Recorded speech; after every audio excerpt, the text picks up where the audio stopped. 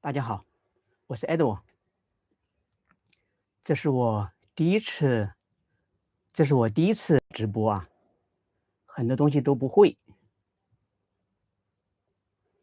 正好摸索一下。今天是6月4号，6月4号在中国是很特殊的一天，而且是一个有很多禁忌的一天。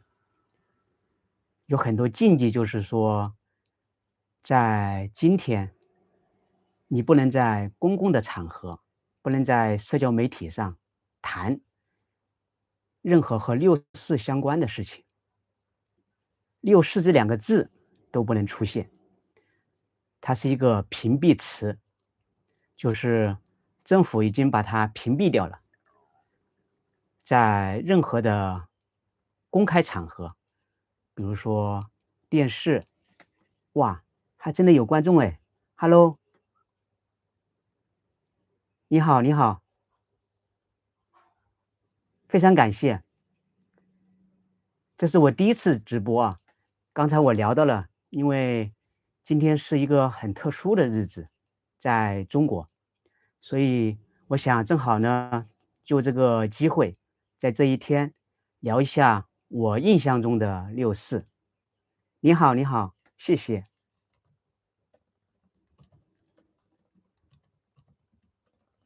等一下，我打漢字切換輸入法。然後第一次直播嘛，正好我就了解一下，看以後怎麼來做直播。如果做得不好，也希望你們能夠理解。1989年的6·4號嘛，離今天已經過去了37年了。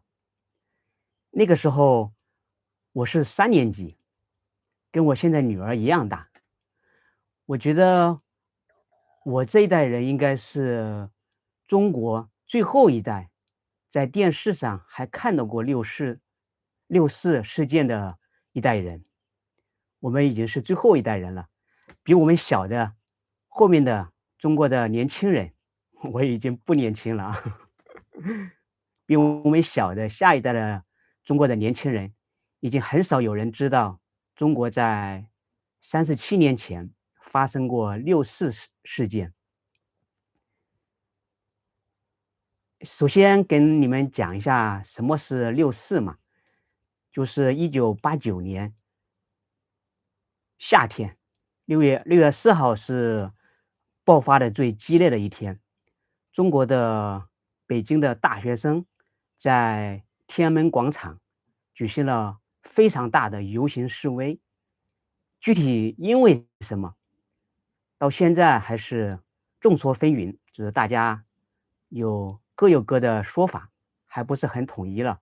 因為6·4事件在中國是禁忌話題嘛，不能公開討論，只有在海外的用戶才會去討論這個問題，所以大家也沒有統一的說法。為什麼那麼多大學生去天安門廣場去遊行示威？但是呢，結局大家都很清楚，最後被政府、被軍隊殘忍的鎮壓了，在海外也被稱為天安門事件嘛。而且比較諷刺的是呢，100多年前，1919年的5月4號，我們中國有50青年節嘛，就是為了紀念100多年前5月4號，也是北京的大學生在天安門廣場去遊行示威。這一天呢，反而在中國成了非常重要的一個節日，但6·4卻正好相反。剛才我也講到嘛，1989年的6月份，我正好是3年級。那時候呢，我家裡還有一台電視機。我們家估計那個時候電視機才剛買幾年嘛，還是一個很小很小的黑白電視機。但是呢，那天晚上我們放學回家，我就在電視上看到了新聞，新聞上會播放6·4的消息，說什麼呢？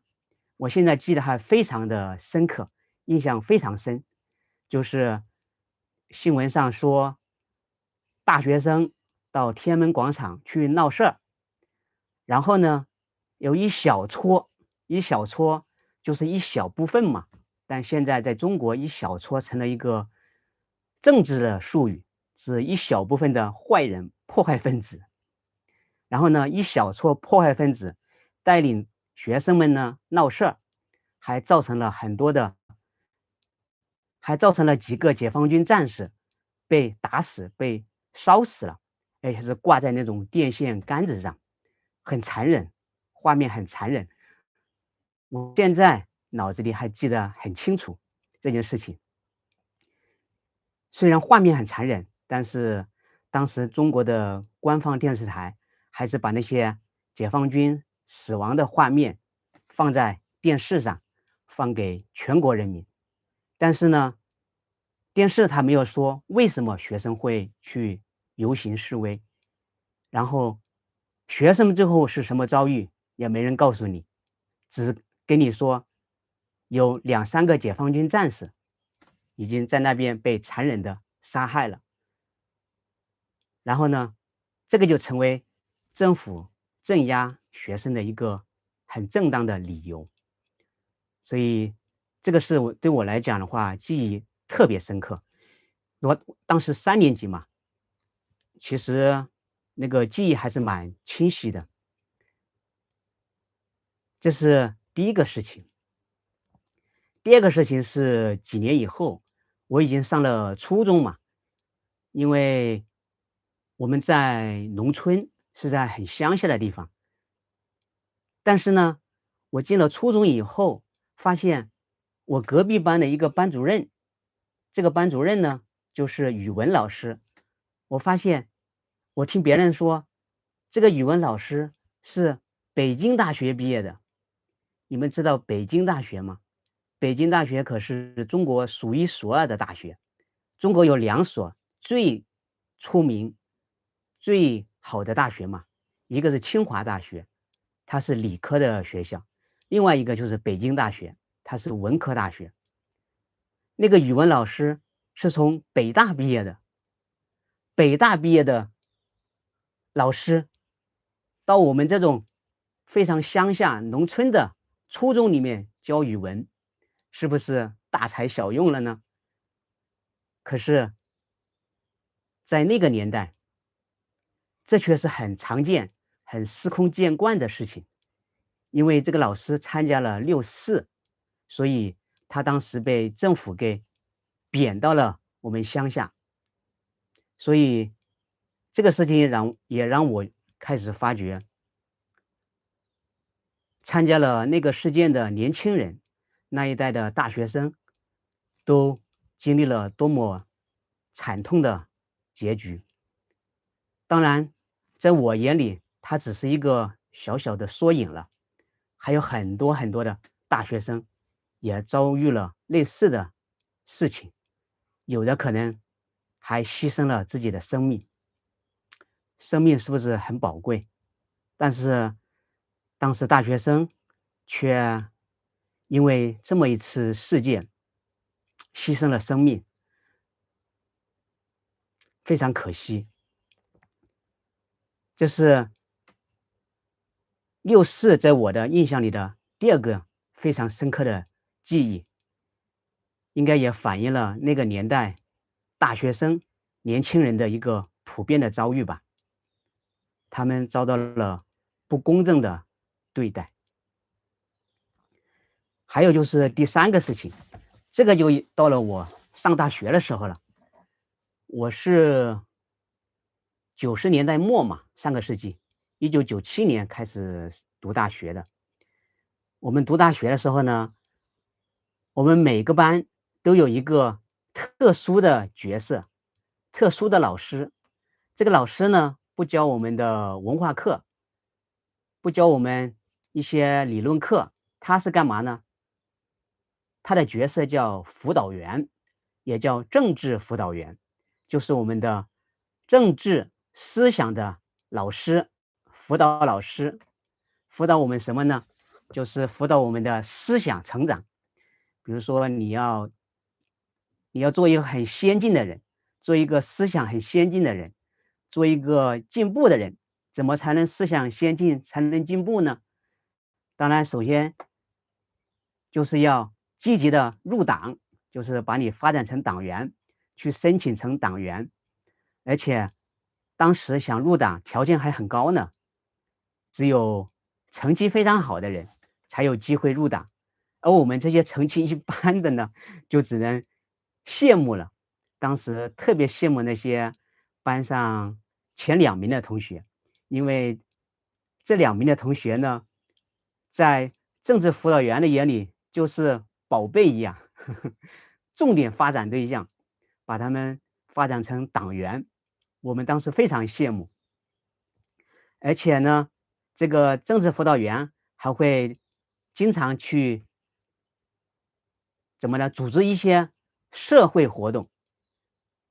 比如說1999年在國際上發生了一件非常重要的事情。什麼事情呢？當時發生了南斯拉夫戰爭嘛，北約去和南斯拉夫打仗，對不對？你們知道這個事情嗎？當時美國為首的 NATO 北約轟炸了中國的大使館。我們聽到這個消息以後呢，在輔導員的組織之下，立馬發動了非常浩大的遊行示威。當時我們在西安嘛，西安是中國的一個古城，對不對？然後那個周末，每一個班級在輔導員、在班長一些積極分子的帶領協調之下呢，都去遊行示威了，号召人數非常多，喊的口號也非常多，就好像我們也經歷了5·4一樣。當然不能說經歷6·4了，6·4那就要被封殺了，对不对？當時其實我們也不知道到底為什麼會轟炸我們的大使館，對不對？這裡面背後有什麼故事，我們完全不知道。輔導員就會幫我們去做這個事情，而且大家都非常的積極，非常的踴躍。大概今天就回這3個事情吧。一個是我小學階段，就是我在電視上親眼見的6·4事件。第二個就是我初中的一個老師，語文老師，他自己的經歷，因為他是6·4的參與者嘛，他的遭遇，他只是一個時代的縮影了，對不對？然後就是我大學時候的經歷，這個就是6·4之後的影響，有了一個政治的輔導員，這樣的話，後續的大學生就不會再鬧事了，多做到安分守己。中國的政府管理是不是很高明？好了，今天大家有什麼問題嗎？我看上面，現在有4個用戶，非常感謝大家。你們都聽得懂我說的故事嗎？有什麼感想？也歡迎大家在上面提問。這個視頻在直播完之後，應該 YouTube 會自動在錄播的。到時候我看看能不能再做上英文字幕。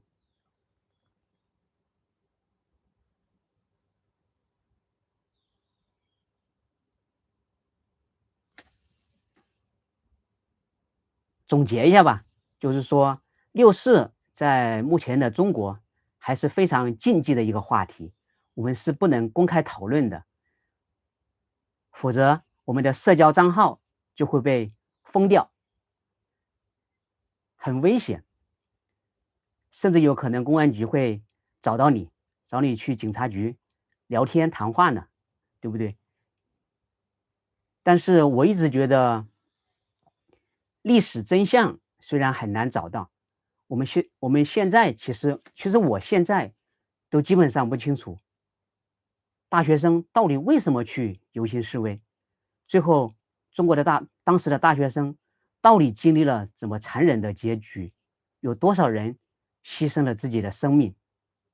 大家都不清楚，還是一個謎呢，等着未來吧，等着歷史去揭曉答案。但是歷史的真相有時候真的很難還原，但我始終覺得我們的記憶卻是非常重要的，對不对？我們一定要留給下一代，留給未來最真實、最寶貴的記憶。只有真實的歷史，我們才能從中找到教訓嘛，我們才能繼續進步，對吧？好了，這期節目也聊了16分鐘了，今天我們就聊到這裡吧，希望大家喜歡。我看現在還有2個觀眾，如果大家有什麼問題，也可以在留言區給我留言，或者後續有錄播節目了，在評論區給我留言。謝謝大家。